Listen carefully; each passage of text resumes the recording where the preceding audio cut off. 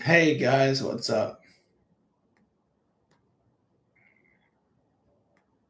I have no idea what I'm doing, by the way. I'm you're probably wasting your time. Why am I so, whoa, this is weird. It's like I'm glitching or something. I don't know.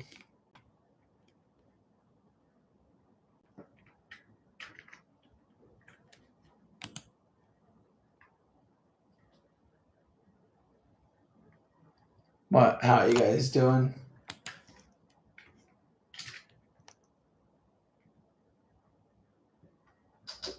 Still glitchy. Is it because did I, oh,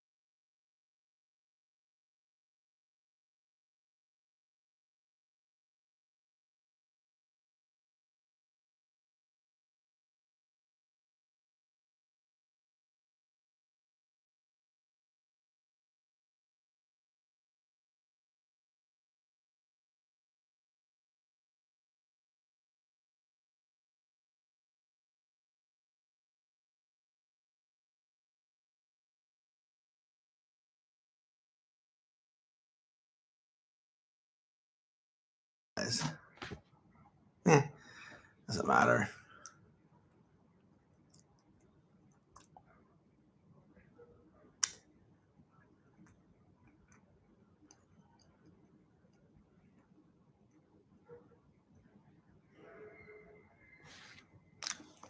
I just realized I was muted for like 20 minutes.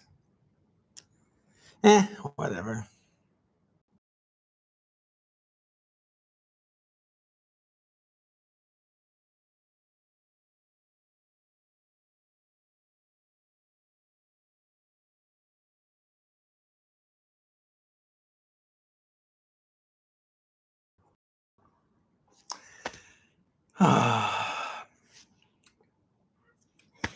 I've been muted for 20 minutes, rambling to myself. Story of my life. Interesting, right? Where I cannot.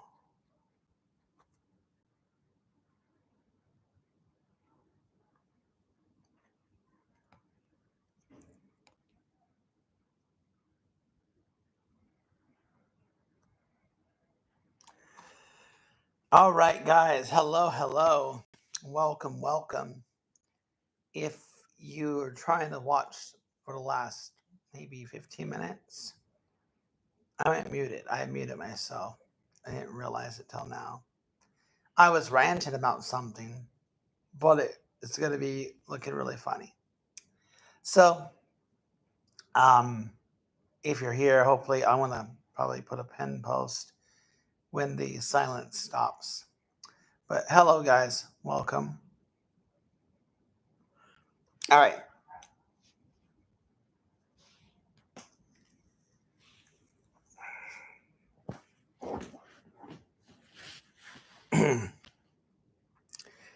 All right, guys. I can't handle my sleep much longer. I can't speak. I can't speak English. I can't speak English. But I'm trying to figure out what I was ranting about. So let's note to self 34 minutes. Okay. All right, guys. So the rant begins now. Is there a way I can clip this? Can I clip it? Can I clip it?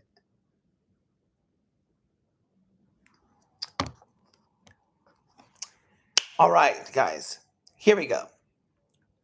Here's the ugly truth that really grinds my gears or infuriates me, enrages me, makes me want to go on a rage and just scream off the top of my lungs. And here it is. English speakers who think they are teachers. English speakers who think they are teachers are not teachers. They are speakers. They have no experience. They're the ones who wake up and go, "Hey guys, I speak English good. Do you have job for me?" And then you're left going, "My life." And here's what happens. These English speakers give English teachers a bad name, and it's true. Now, we have your native English speaking teachers, we have your non native English speaking teachers, and then you have your English speakers who think they are English teachers because they speak English. And let me shine some light, okay? And you tell me if I'm wrong or if I'm right. You speak German fluently, yet you're not German. Or you speak French fluently, yet you're not French. So you speak it fluently, or you speak Japanese fluently, or Chinese, or Vietnamese, or Cantonese, or or I don't know, Russian, or Hindi or Pakistani, whatever, right? You speak these languages fluently, but does that make you a teacher? No, it doesn't. It does not make you a teacher. It makes you a speaker. And that's what it makes you. It makes you a speaker. Just because you speak the language does not mean that you can teach the language. Otherwise, people would be teaching other languages just because they speak it. I have family that speaks Spanish and friends, or, because they studied the language, but they're not a Spanish teacher. They speak Spanish. If you speak English, go with that. If you speak English, go with that. I had a point, but now I lost my point. Cherish that you're able to speak that language. Don't butcher it by trying to teach it. If you're American and I want to learn French and you speak it fluently, unless you've had adequate training, I'm not going to hire you. Not even going to. I'm not even going to accept.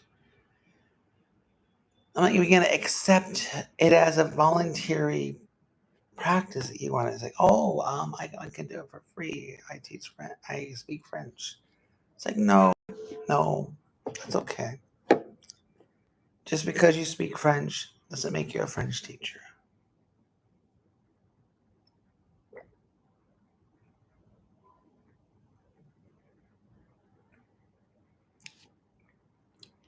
So, yeah. I don't know. Anyways, continuing my rant. So, about myself, about me, about who I am, about what I am, and what I'm about.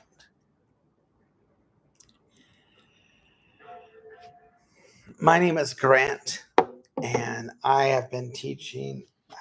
I've always said 15 over 15 years, but it's coming to the point where I can technically say over 20 years.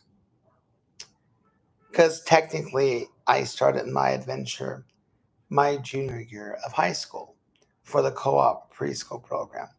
Fell in love with it, loved it, had a passion for it ever since.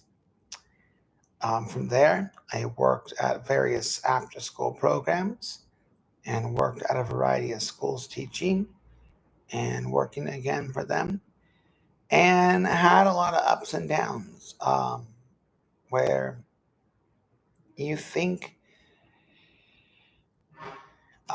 I'm a very friendly, personable person, and very I'm a very friendly person.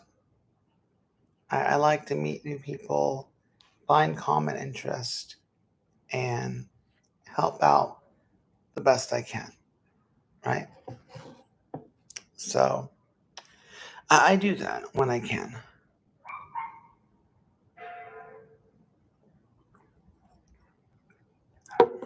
and because I do that, I found that what's the phrase?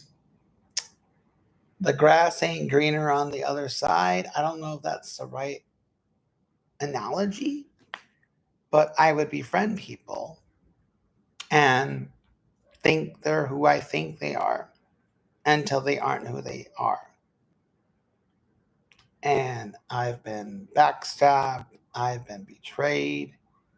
I had people at work who I regarded as a friend.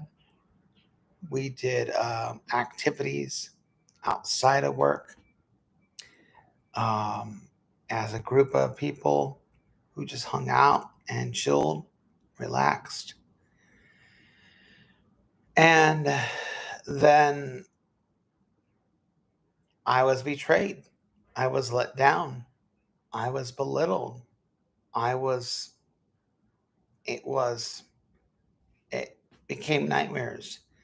And now it's not crying a river or anything, but it's like I've lost trust to befriend anybody that I would ever work with side by side, because there's that chance of betrayal, which it happens. It is what it is.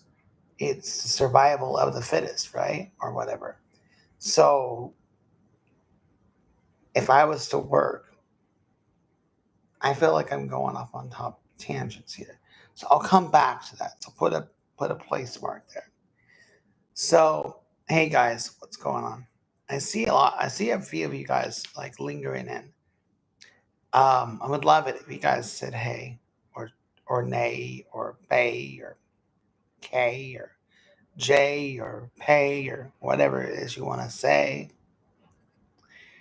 So like, I want to. Anyways, okay. So so from 2001 to about 2008, I want to say, or 2006 maybe. I worked for a place and I was their go-to person. I filled in for anybody at any given time. Not never was tied down. Not tied down now, and I don't think that's gonna happen anytime soon. Um, and I was loved by everyone. The kids loved me, staff loved me. The like I said, administration sucks, and I'll leave it at that. If you're an admin, if you're an administration, get off my channel. I don't need your hate. I don't need your negativity. Go back to your desk and sign things that you don't know. Go back to your desk and sign things that you don't know what you're signing. And maybe that might make you feel better. So, and so again, an admin that I never met before in my life, met this person for the first time. And upon meeting that person, oh, nice to meet you. Like, nice to meet you too. And then they went on with the whole, we're letting you go and we're not going to tell you why for legality reasons. I'm like, okay. It sucked. I mean, I did stuff for them. I was, again, their go to. And I was hired on permanently. Like, they wanted to hire me. There's a story I was told, and they were debating where to place me. And the student overheard that I would be hired. I was going to be hired. He was one of the last kids to be picked up, and they told me this story. The reason why I was offered to go to that place, and the student overheard that I was being hired, and they said, "Oh, please let Mr. Grant work here. I love him so much, or he's such an awesome teacher." It was something of the sort, right? So the kids respected me, and I tried my best to respect them. I tried to be on their side. I tried to resonate with them. I tried to, find ways to adapt, to make life easier for them, to make it enjoyable for them. And I did everything. I went out of my way to get things for them out of my own pocket, you know. And at the end of the day, I was betrayed. And it was even more heartbreaking when the person I was betrayed by, the person above this person, said nothing. And I helped this person out a tremendous amount of times. I helped this person out in huge binds. Oh my gosh, like it's crazy. Like she would have been in a rut. Like she would have been in huge trouble if I didn't help out. And then I worked at other places as well. And again, starts off strong, and then they find reasons to hate me. I'm a guy in the child care development, early childhood development, child care development. The women hate me. And you know what? I got two little fingers for them. They want to hate on me. I got two fingers. Fire right back at them. I don't care. I know I was better than them. And that's a given fact. I was. I was better than three-fourths of the staff there, probably. And maybe that's being a little harsh, but I was definitely a good person. I was definitely a good teacher. And I did my job and I worked my butt off. And um, and let's just say this, like you can't, and people are going, oh, but Grant, you're thinking too much. You can't make friendships at work. Don't do it. Just don't. It unless you're friends prior, don't do it. Or if you are friends prior, don't work together. Save your friendship. Save it. Hello, guys. I hope you're here. Yeah, you can swipe up, swipe up, swipe up. Just swipe, swipe, swipe. I'm not worth watching. Swipe, swipe, swipe, swipe. Swipe up, swipe up. Go away. Don't watch me. Keep swiping. So I worked at that program, and there were some things that took place where I was a part of it, and they passed the buck to me, and I that was it. And let's just put it this way: I'm not gonna like go through every single chapter where I worked and stuff, but let's just say that it seemed like every good road ended to a dead end.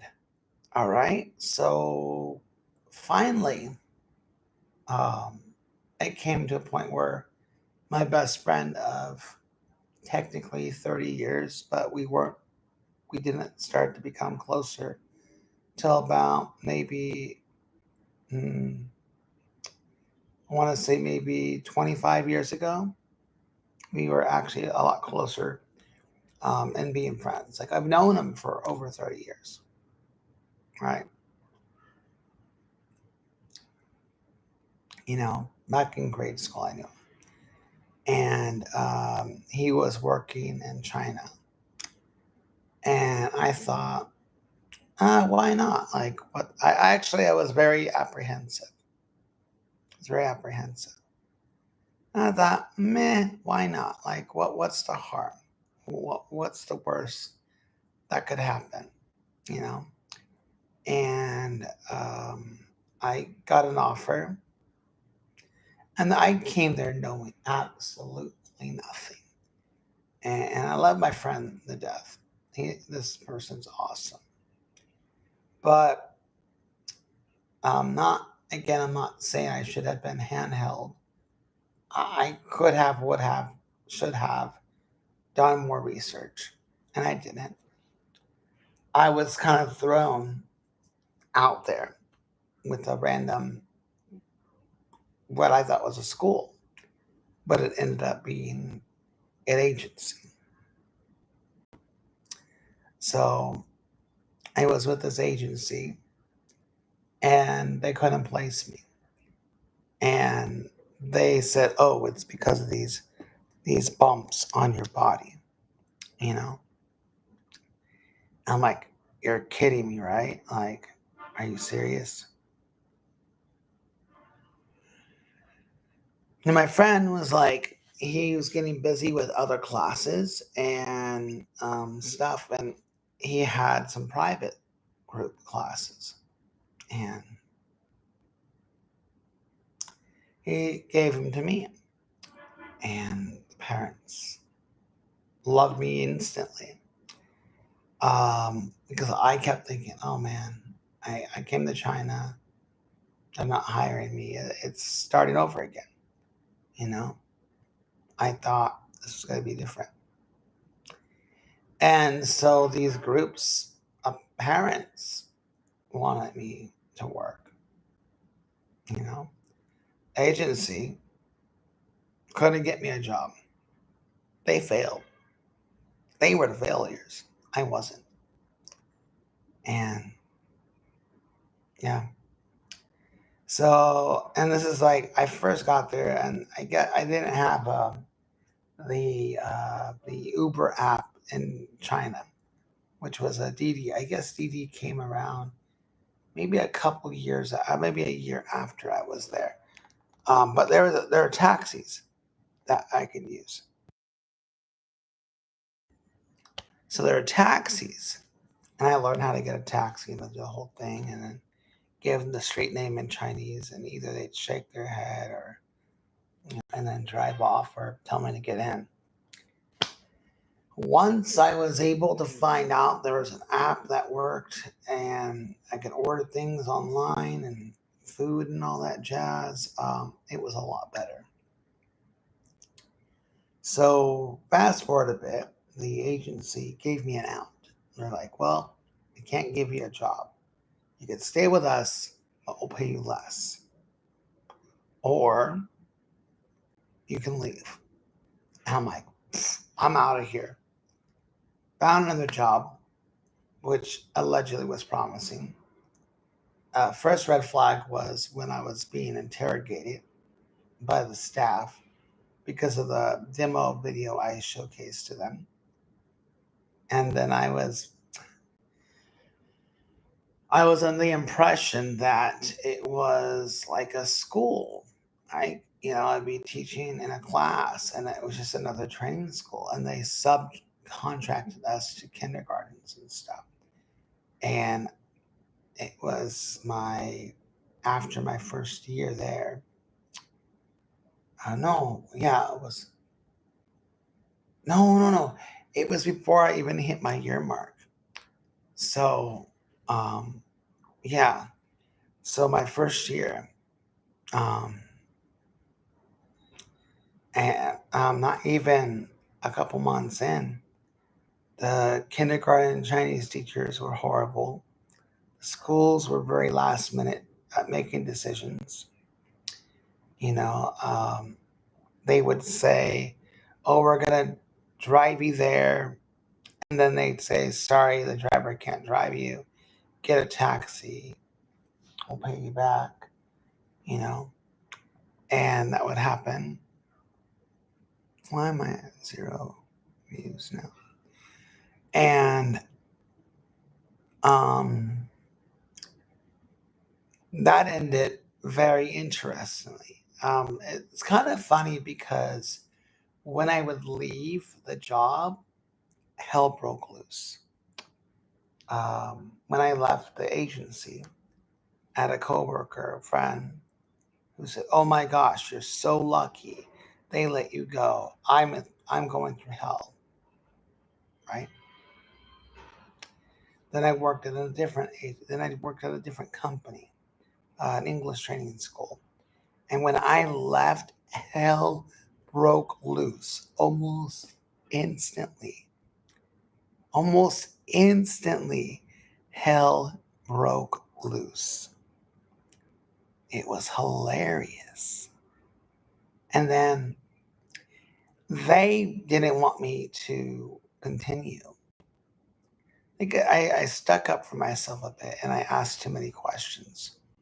And they thought that was a liability and I was given a negative impact or something like that, which is fine.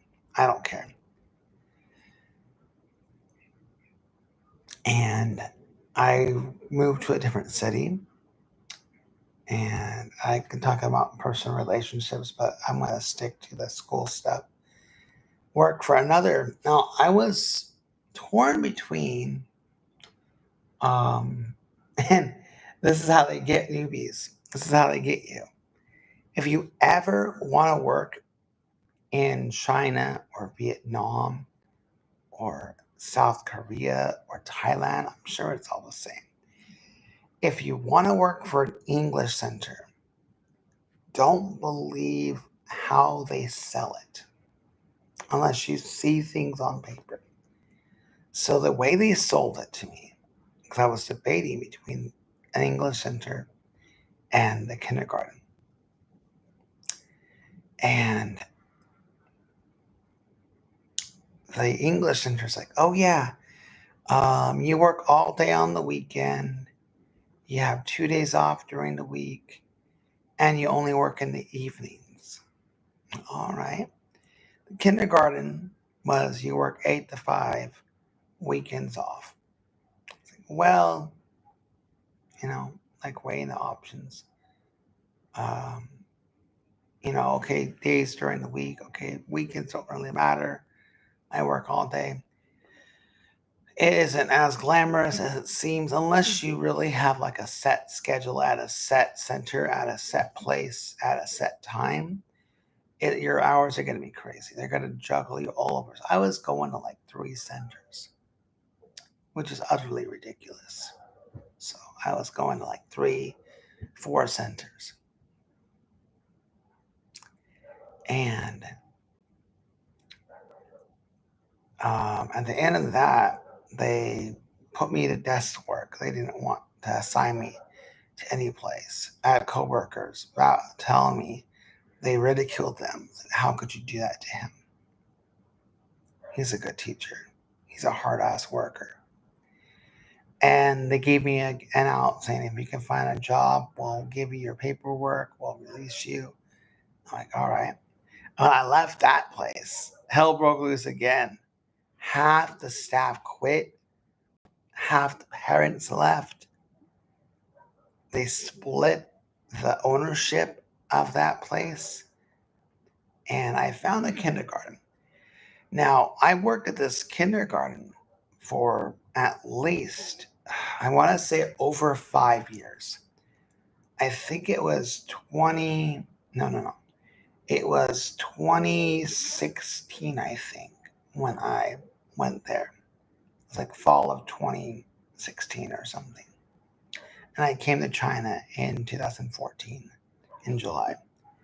So I just put it this way, my ride at the kindergarten was fine. I minded my business. I did my classes. The kids loved me. The parents loved me. The staff probably hated me because I was getting paid more than them. But they were lazy ass workers who didn't speak English at an international kindergarten, you know. And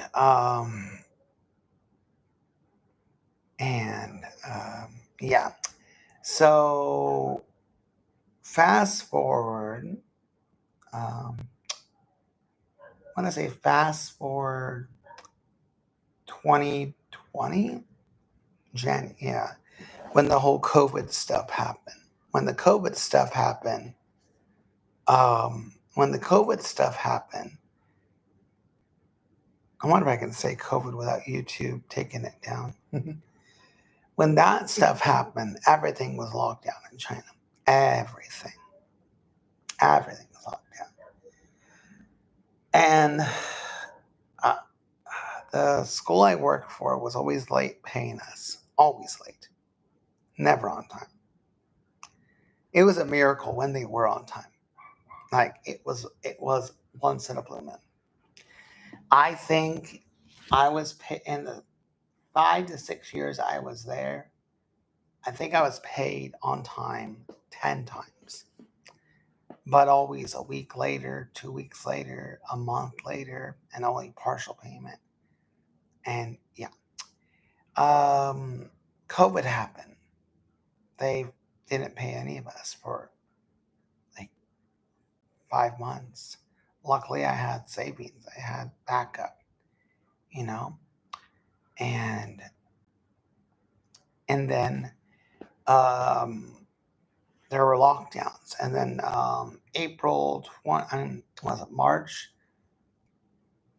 February, March, we were told we had to do these stupid freaking tests. The stupidity of our world. For all these stupid tests, all for just a cold, you know, and the the pathetic, uneducated rule makers wanted us to do all these testing. I'm like, whatever. The moment that my community gates closed up was the moment I knew I was getting the hell out of China. Mind you, I loved living in China. Living in China was one of the greatest things that had ever happened. You know, the experience, the ability to showcase who and what I am. If it weren't for China, I wouldn't be living here in Vietnam. So April, coincidentally, April 1st, I flew back. And it wasn't an April Fool's joke. I was legitimately flying back. And yeah, legitimately flying back. And spent about a year and a half back in the States, living with my brother and his family, which is great. Lots of great times there. Got a chance to be a great uncle, not great uncle, like great uncle, but just a chance to be an uncle to my niece and nephew and bond closer to them as a family. And um, had a grand time there. In 2023, I took an adventure to Vietnam, and that was in the summer of that was July summertime, and had a phenomenal experience there, and got to hang with a bunch of families and do a homestay there and experience if it would be something I would do. And I fell in love with it. I'm like, you know what?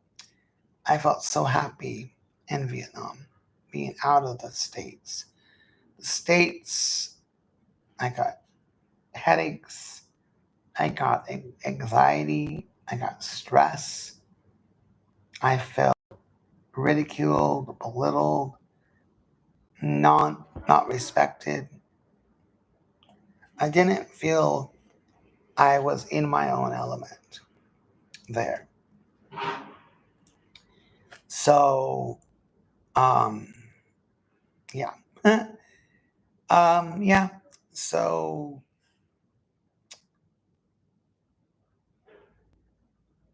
I moved to Vietnam in January 2024. And by the way, when COVID stuff happened, even before that, I was developing myself as an online English teacher.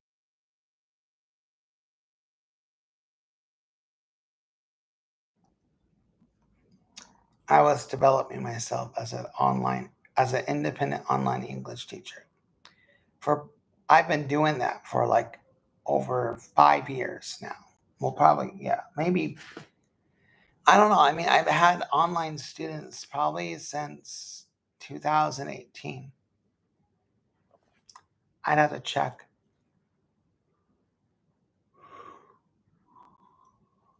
but pretty much since 2016, 2017. Um, I've gotten a couple online students or private groups, you know. Online really started probably in 2018, but now I'm completely online and independent since 20 April 2020. Well, I would say since 2022, you know, completely online. So now, 4 years in, um, you know, um, I've been teaching online now. So I have a few groups. Am I making bank? Am I at the part where I want to be, where I'm smooth sailing? Nope, absolutely not. I'm not there whatsoever. There's so much that I need to improve in or improve on, to be able to get and scale to where I want to get to. And slowly and surely I'll get there. Mm, so, and I talk way too much. What is the main purpose of what I'm saying? It all goes back to these English speakers thinking they can be English teachers overnight. And they just need to stop giving us a bad name, because they're going to ruin it for everybody who truly wants to teach English and those who are truly experienced. And yeah, that's my time, guys. My phone's going to go crazy and it's going to go dead or burn out or whatever. So I appreciate all you guys. If you do happen to watch it till the end, if you do, you do. You don't, you don't. Like, subscribe, share. If what my channel does resonates with you, I do random stuff. I mean, yes, probably 90% of my content is is videos for English learners. But I'll live stream a game. I'll rant like I did today. Um, I don't know what else I'll do, but I post games sometimes. But take it easy, guys. Love you all.